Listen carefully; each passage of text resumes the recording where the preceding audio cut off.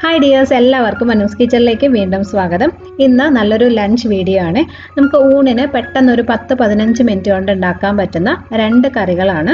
തേങ്ങയൊന്നും ഇല്ലാതെ ഉണ്ടാക്കുന്ന നല്ല ടേസ്റ്റി ആയിട്ടുള്ള 2 വെജിറ്റേറിയൻ കറികൾ കൂട്ടിയിട്ടുള്ളൊരു ചെറിയ ഊണാണ് കേട്ടോ. അപ്പോൾ ഇതെങ്ങനെയാണ് ഉണ്ടാക്കുന്നതെന്ന് നോക്കാം. അപ്പോൾ ആദ്യം നമ്മൾ ഉണ്ടാക്കാൻ പോകുന്നത് പഴം മോരുകറിയാണ്. അതിനായിട്ട് ഞാനൊരു 3 ഏത്തപ്പഴം എടുത്തു വെച്ചിട്ടുണ്ട്. അതിങ്ങനെ ചെറിയ കഷ്ണങ്ങളായിട്ട് മുറിച്ചെടുക്കുകയാണ്. ഏത്തപ്പഴത്തിൻ്റെ അകത്തുള്ള ഒരു കറുത്ത അതിൻ്റെ കുരു ഉണ്ടല്ലോ, അത് കളയേണ്ട ആവശ്യമില്ല. ഇതുപോലെ കഷ്ണങ്ങളായിട്ട് മുറിച്ച് വയ്ക്കാം. അത്യാവശ്യം നല്ല പഴുത്ത ഏത്തപ്പഴമാണ് ഇതിന് നല്ലത് കേട്ടോ. ജസ്റ്റ് പഴുത്ത പഴം ഉണ്ടല്ലോ, കുറച്ചിങ്ങനെ കട്ടിയുള്ളത്, അത് ഉപയോഗിക്കരുത്. നന്നായിട്ട് പഴുത്ത പഴം തന്നെ എടുക്കാനായിട്ട് നോക്കുക. എന്നാലേ ഇത് വേവിച്ചെടുത്ത് കഴിയുമ്പോൾ ആ ടേസ്റ്റ് ഉണ്ടാവത്തുള്ളൂ. അപ്പോൾ ഞാനൊരു 3 ചെറിയ ഏത്തപ്പഴമാണ് എടുത്തിട്ടുള്ളത്. നല്ല ചെറുതായതുകൊണ്ടാണ് 3 എടുത്ത്. ഒരു മീഡിയം സൈസിലൊക്കെ ഉള്ളതാണെങ്കിൽ 2 മതി. അതിൻ്റെ കൂടെ ഞാനൊരു 3 പച്ചമുളകും കൂടി എടുത്തിട്ടുണ്ട്. പച്ചമുളക് എരിവ് പോലെ കൂടുതലോ കുറവോ ഒക്കെ ചേർക്കാം. അടുത്തത് ഒരു പാൻ വെച്ചിട്ട് നമ്മളിപ്പോൾ അരിഞ്ഞു വെച്ച പച്ചമുളകും ഏത്തപ്പഴവും അതിനകത്തേക്ക് ഇട്ട് കൊടുക്കാം. ഇതൊന്ന് വേവിച്ചെടുക്കാൻ പോവാണ്. അപ്പോൾ കുറച്ച് വെള്ളം ഒഴിക്കാം. ഏത്തപ്പഴം വേവാനായിട്ട് അധികം സമയം എടുക്കത്തില്ല, പെട്ടെന്ന് വെന്ത് കിട്ടും. അതുകൊണ്ട് കുറച്ച് വെള്ളം മതി. ജസ്റ്റ് ഒരു കപ്പ് വെള്ളത്തിൻ്റെ ആവശ്യമേ വരത്തുള്ളൂ. ചെറിയ ഗ്ലാസ്സിൽ ഒരു കപ്പ് വെള്ളം. അതിനകത്തേക്ക് 1/2 ടീസ്പൂൺ മഞ്ഞൾപ്പൊടിയും കുറച്ച് ഉപ്പ്, ഇപ്പോൾ കുറച്ചിട്ടാൽ മതി, പിന്നെ വേണമെങ്കിൽ നോക്കിയിട്ട് ചേർത്ത് കൊടുക്കാം. പിന്നെ കുറച്ച് കറിവേപ്പിലയും കൂടി ഇട്ടിട്ട് നമുക്കത് അടച്ചു വെച്ച് കുക്ക് ചെയ്യാം. പെട്ടെന്നാവും, ഒരു 3-4 മിനിറ്റ് കൊണ്ട് തന്നെ ഇത് വെന്ത് കിട്ടും. അപ്പോൾ ഏത്തപ്പഴം വേവുന്ന സമയത്ത് ഒരു മിക്സി ജാറിലോട്ട് ഒരു 2.5 കപ്പ് തൈര് ചേർത്ത് കൊടുക്കാം. അത്യാവശ്യം നല്ല പുളിയുള്ള തൈര് എടുക്കുന്നതാണ് നല്ലത് കേട്ടോ.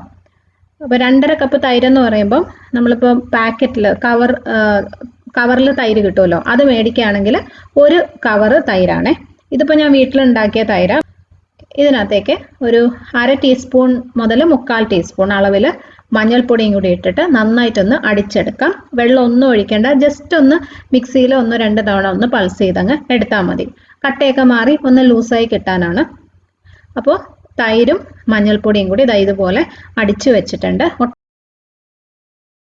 അപ്പോൾ ഏത്തപ്പഴം പാകത്തിന് വെന്തിട്ടുണ്ട്. ഇപ്പോഴും കുറച്ച് വെള്ളം ഇതിനകത്തുണ്ട്. അപ്പോൾ ഈ ഒരു പരുവത്തിലാണ് വേണ്ടത് കേട്ടോ. ഒത്തിരി ഡ്രൈ ആയി പോകരുത്, ഇങ്ങനെ ആയിരിക്കണം.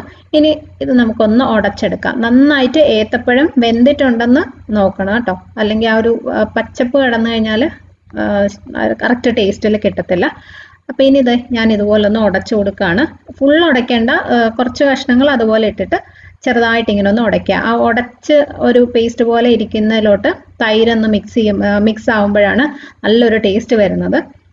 അപ്പോൾ ഇതുപോലെ ഒന്ന് ഉടച്ചെടുത്തിട്ടുണ്ട്. ഇനി നമുക്ക് ഇതിനകത്തേക്ക് തൈര് ഒഴിച്ചു കൊടുക്കാം. തൈരും മഞ്ഞളും കൂടി അടിച്ചു വെച്ചത് ഒഴിച്ചിട്ടുണ്ട്. ഇത് തൈര് ഒഴിച്ചു കഴിഞ്ഞാൽ പിന്നെ ഏറ്റവും ചെറിയ തീയിൽ തന്നെ വെക്കണം. ഒരിക്കലും തിളയ്ക്കരുത്. തിളച്ചു കഴിഞ്ഞാൽ പിരിഞ്ഞു പോകും, അറിയാലോ. ചെറിയ തീയിൽ വെച്ചിട്ട് ഇതൊന്ന് ചൂടായിട്ട് വന്നാൽ മതി.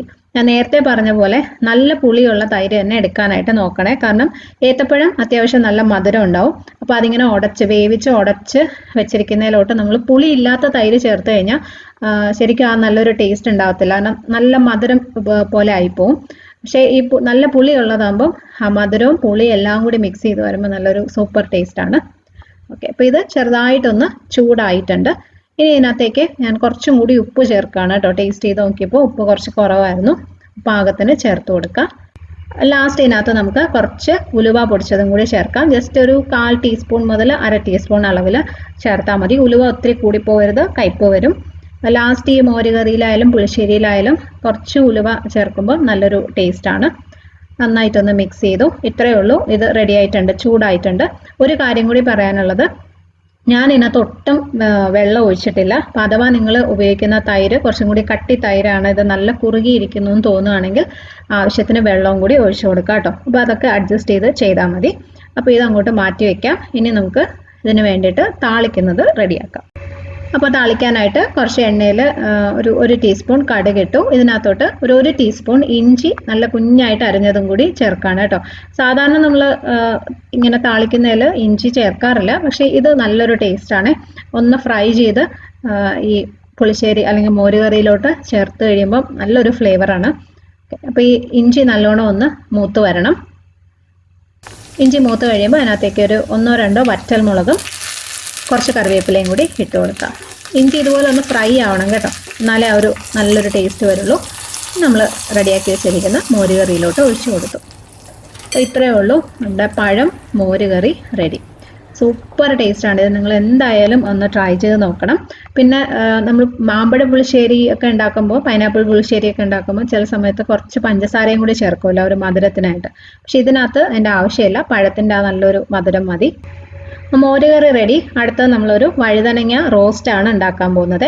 വഴുതനങ്ങ റോസ്റ്റ് അല്ലെങ്കിൽ ഒരു ഡ്രൈ ഫ്രൈ എന്ന് പറയാം. ഒരുപാട് എണ്ണയൊന്നും ഉപയോഗിക്കുന്നില്ല. അപ്പോൾ ഇതിനായിട്ട് 2 വലിയ വഴുതനങ്ങയാണ് എടുത്തിരിക്കുന്നത്. അത് ഇതുപോലെ ഒന്ന് കട്ട് ചെയ്ത് വെച്ചിട്ടുണ്ട്. തീരെ കനം കുറയരുത്, കുറച്ച് കട്ടിക്ക് തന്നെ അരിഞ്ഞു വെക്കണം. അപ്പോൾ ഞാനിത് വെള്ളത്തിലിട്ടിട്ടുണ്ട്, അത് ബ്രൗൺ കളർ ആവാതിരിക്കാനായിട്ട് വെള്ളത്തിലിട്ടിട്ടുണ്ട്. ഒരു കാര്യം ശ്രദ്ധിക്കാനുള്ളത്, നിങ്ങളിത് കുക്ക് ചെയ്യാനായിട്ട് എടുക്കുമ്പോൾ ഇതുപോലെ നന്നായിട്ട് വെള്ളം പിഴിഞ്ഞ് കളയണം കേട്ടോ, അല്ലെങ്കിൽ എല്ലാം കൂടി കൊഴിഞ്ഞു പോകും ഈർപ്പം നിന്ന് കഴിഞ്ഞാൽ. നന്നായിട്ട് പിഴിഞ്ഞെടുത്തിട്ട് വേണം മസാല ഉണ്ടാക്കാനായിട്ട്. അപ്പോൾ നമുക്ക് റെഡിയാക്കാം. അപ്പോൾ ഒരു പാൻ വെച്ചിട്ടുണ്ട്, ഇതുപോലൊരു പരന്ന പാനാണ് നല്ലത് ഇതുണ്ടാക്കാൻ. അതിനകത്തേക്ക് കുറച്ച് എണ്ണ ഒഴിക്കുക. ഒരു 2 ടേബിൾ സ്പൂൺ എണ്ണ ഒഴിച്ചിട്ടുണ്ട്.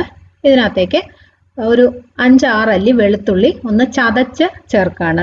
അരിഞ്ഞിട്ടല്ല, ചതച്ച് തന്നെ ചേർക്കാനായിട്ട് ശ്രദ്ധിക്കണം, എന്നാലേ അതിൻ്റെ നല്ലൊരു ഫ്ലേവർ കിട്ടത്തുള്ളൂ. ഇതിനകത്തോട്ട് കുറച്ച് കറിവേപ്പിലയും കൂടി ഇടാം. ആദ്യം ചേർക്കുന്ന ഈ കറിവേപ്പിലയും വെളുത്തുള്ളി ചതച്ചതും ഈ മസാലയുടെ ഒരു നല്ലൊരു പ്രത്യേക ടേസ്റ്റാണ്. ഇനി ഇതിനകത്തേക്ക് നമ്മൾ അരിഞ്ഞു വെച്ചിരിക്കുന്ന വഴുതനങ്ങ ഇട്ട് കൊടുക്കുകയാണ്. എന്നിട്ട് നന്നായിട്ടൊന്ന് വഴറ്റിയെടുക്കാം. ഒത്തിരി സമയമൊന്നും വേണ്ട, ജസ്റ്റ് ഒരു 1/2 മിനിറ്റ് നല്ലോണം ഒന്ന് എണ്ണയിൽ വഴറ്റണം. വഴുതനങ്ങയും പെട്ടെന്ന് വേവുന്ന സാധനമാണ്. അപ്പോൾ ഒന്ന് വഴറ്റുമ്പോൾ തന്നെ ചെറുതായിട്ട് അതൊന്ന് സോഫ്റ്റ് ആവും, അത് നോക്കിയാൽ മതി. ഇപ്പോൾ അതേ കണ്ടോ, വഴുതനങ്ങ ചെറുതായിട്ടൊന്ന് സോഫ്റ്റ് ആയിട്ടുണ്ട്. ഈ സമയത്ത് നമുക്ക് പൊടികൾ ചേർക്കാം. ഒരു 1/2 ടീസ്പൂൺ മഞ്ഞൾപ്പൊടി, ഏകദേശം 1/4 ടീസ്പൂണോളം മുളക് പൊടി ചേർക്കുന്നുണ്ട്. എരിവില്ലാത്ത കാശ്മീരി മുളക് പൊടിയാണ്. അഥവാ എരിവുള്ള മുളക് പൊടിയാണ് നിങ്ങൾ യൂസ് ചെയ്യുന്നതെങ്കിൽ ഒരു 1/4 ടീസ്പൂണൊക്കെ എടുത്താൽ മതി. ഇനി ഒരു 1 ടീസ്പൂൺ മല്ലിപ്പൊടിയും കൂടി ചേർത്ത് കൊടുക്കാം. ഇതിനകത്ത് എല്ലാ സാധനങ്ങളും, ഈ പൊടികളെല്ലാം തന്നെ നിങ്ങളുടെ ഇഷ്ടത്തിനനുസരിച്ച് കൂടുതലോ കുറവോ ഒക്കെ ചേർക്കാം. ആവശ്യത്തിനുള്ള ഉപ്പും കൂടി ഇട്ടിട്ടുണ്ട്. ഗരം മസാല ഇതിനകത്ത് യൂസ് ചെയ്തിട്ടില്ല. മുളക് പൊടി, മല്ലിപ്പൊടി, മഞ്ഞൾപ്പൊടി എത്രയേ ഉള്ളൂ. ഇത് നന്നായിട്ട് വഴറ്റിയെടുക്കാം. വഴുതനങ്ങയിൽ മസാല എല്ലാം കോട്ട് ചെയ്ത് നല്ലോണം പിടിക്കണം. അതുപോലെ ആ പൊടികളുടെ ഒരു പച്ചപ്പൊന്ന് മാറുകയും വേണം. അപ്പോൾ ജസ്റ്റ് ചെറിയ തീയിലിട്ടിട്ട് ഒരു 1/2 മിനിറ്റ് നല്ലോണം ഒന്ന് വഴറ്റിയെടുത്താൽ മതി. എന്നിട്ട് നമ്മളിത് തുറന്നു വെച്ചാണ് വേവിക്കാൻ പോകുന്നത്, അടയ്ക്കത്തില്ല.